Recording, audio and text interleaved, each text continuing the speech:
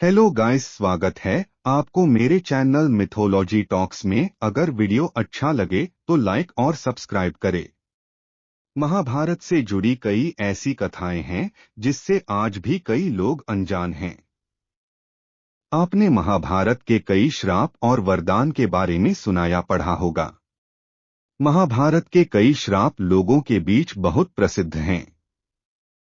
लेकिन क्या आपको यह पता है कि द्रौपदी ने घटोत्कच को क्या श्राप दिया था? भीम और हिडिंबा के पुत्र का नाम घटोत्कच था। घटोत्कच ने कौरव सेना के कई लोगों का वध किया था। यही नहीं, उन्होंने दुर्योधन तथा दुःशासन को भी बुरी तरह से घायल कर दिया था। घटोत्कच का विशालकाय शरीर था और वह बलशाली भी था। आपको बता दें कि घटोत्कच की वजह से महाभारत के युद्ध में कोहराम मच गया था। घटोत्कच ने दुर्योधन के पुत्र लक्ष्मण कुमार का वध भी किया था। घटोत्कच का विवाह दैत्यराज मुरा की बेटी अहिलावती के साथ हुआ था, जिन्हें मौरवी और कामकांतिका के नाम से भी जाना जाता है। घटोत्कच और अहिलावती के दो पुत्र थे। घटोत्कच के एक पुत्र का नाम बर्बरीक और दूसरे का नाम अंजनपर्वा था। घटोत्कच पहली बार अपने पिता भीम के राज्य में आए थे। घटोत्कच अपनी मां यानी हिडिंबा के आदेश का पालन किया था।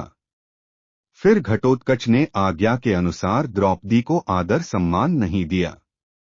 यह देखकर द्रौपदी का मन आहत हुआ और उन्हें अपमान महसूस हुआ, जिसके बाद द्रौपदी ने गुस्से में घटोत्कच को यह श्राप दिया था। उन्होंने घटोत्कच को कहा कि वह एक विशिष्ट स्त्री हैं और पांडवों की पत्नी भी हैं। वह पांचाल देश के ब्राह्मण राजा द्रुपद की पुत्री है।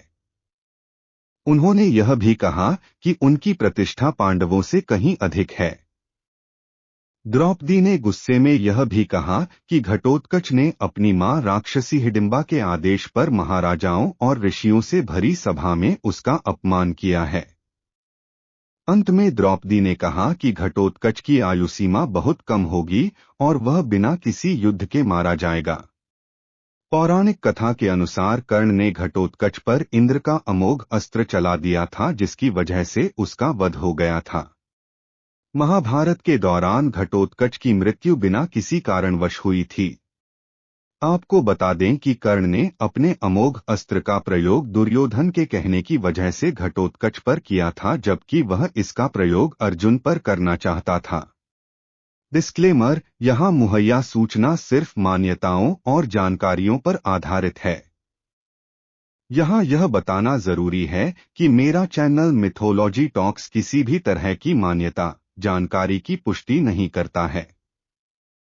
किसी भी जानकारी या मान्यता को अमल में लाने से पहले संबंधित विशेषज्ञ से सलाह लें।